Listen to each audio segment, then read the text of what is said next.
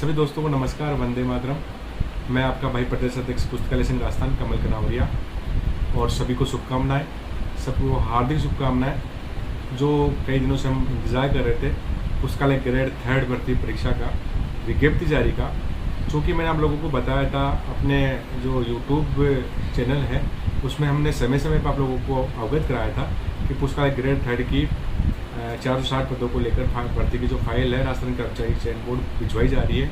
और आज वो मौका आया है राजस्थान कर्मचारी चयन बोर्ड के जो हमारे आदरणीय BC बजाल साहब, जिनके बोल के माध्यम से उन्होंने बताया कि 522 पदों पर जो भर्ती विज्ञप्ति है, जो अर्थना है, वो राजस्थान कर्मचारी चयन बोर्ड पहुँच चुकी है।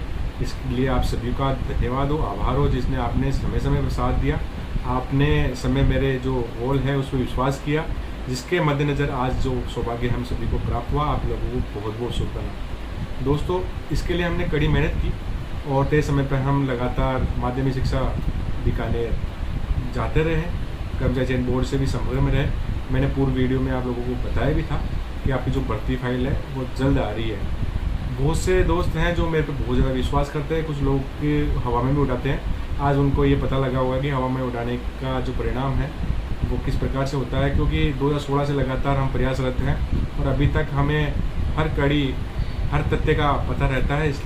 इसी वजह से हम आप लोगों को सही सूचना, प्रमाणित सूचना इस यूट्यूब के माध्यम से हम देते रहते हैं। दोस्तों, जैसे कि मैंने आपको पूर्व में बताया था और आप लोग मुझे कह रहे हैं कि इसका जो पाठ्यक्रम है वो किस प्रकार से रहेगा, तो मैं आपको फिर बता रहा हूँ कि पाठ्यक्रम वही रहेगा जो ग्रेड 2 में है।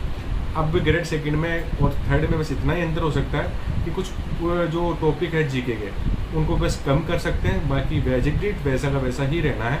इसलिए आप जो 2nd ग्रेड की तैयारी कर रहे हैं, सब ही 3rd ग्रेड की तैयारी भी उसी के साथ हो रही है।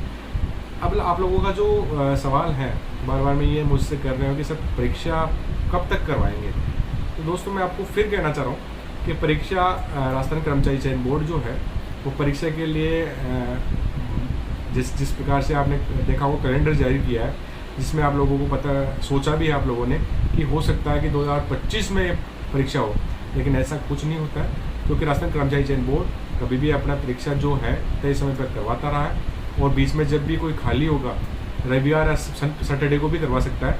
ये ज़रूरी नहीं है कि रविवार को ही कोई परीक्षा आयोजित करवाई जाए, कई परीक्षा ऐसी भी सैटरडे को भी आयोजित करवाई जाती है।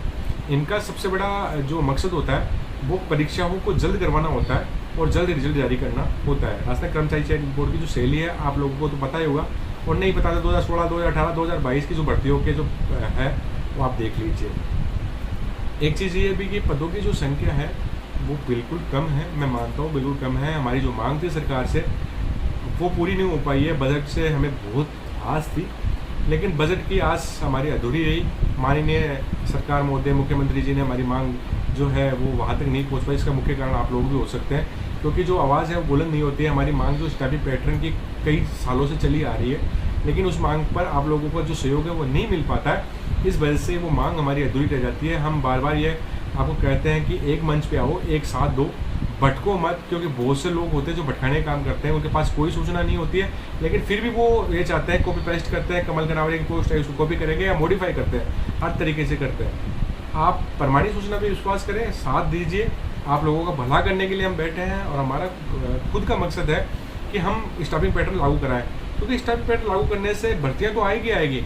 ज़्यादा संभावना ये रहेगी 2nd ग्रेड और 3rd ग्रेड के साथ 1st ग्रेड के पद भी निकलेंगे, इसलिए संभावना अधिक है। पुस्तकालय ग्रेड में आप लोगों को पता होगा कि 16,000 स्कूलें जो है माध्यमिक शिक्षा की है, उसमें लगभग 14,000 स्कूलें, 13 से 14,000 स्कूलों में पुस्तकालय का पद ही नहीं है। अगर आप चाहते हो इतनी भर्तियाँ हैं तो साथ देना पड़ेगा। लोगों के भटकाव में आना नहीं है। वो लोग आपको भटकाने का काम करते हैं, खुद कुछ नहीं कर पाए, लेकिन भटकाने का काम सदैव उनका रहता है। इसलिए आप लोग सदैव साथ दीजिए। स्टाफिंग पैटर्न के साथ DPC कई मुद्दे हैं, साथ ही साथ जो कार्य हैं पुस्तकालय के वो भी हम कई तरीके से उसको भी रिवाइडेशन करना चाहते हैं, क्योंकि हमारे जो पुस्तकालय से उनका अत्यधिक भार रहता है। हम चाहते हैं कि पुस्तकालय से जो है उसका मान सम्मान बना रहे, वो बहुत बड़ा अपने आप में एक अधिकारी बनकर रहे। वार्ता इतनी रहेगी क्योंकि काफ़ी लंबा समय है और रात का समय हो गया है। केवल शुभकामनाएं के लिए ये वीडियो बनाया है। आप लोगों को शुभकामनाएं, और सरकार से हमारी मांग रहेगी कि इसके जो पद हैं वो बढ़ाए जाए। जब भी मैं अगला लाइव करूँगा उसमें आपको पूर्ण रूप से अवगत कराऊंगा कि पाठ्यक्रम किस प्रकार से रहेगा, हमारी जो मांग है वो किस प्रकार से रहेगी और परीक्षा कब तक आयोजित करवाई जाएगी। सारी प्रमाणिक सूचना मैं आपको अपने यूट्यूब चैनल कमल कनारिया ऑफिशियल पे जरूर दूंगा। इसलिए जुड़े रहे। वंदे मातरम। जय हिंद, जय भारत।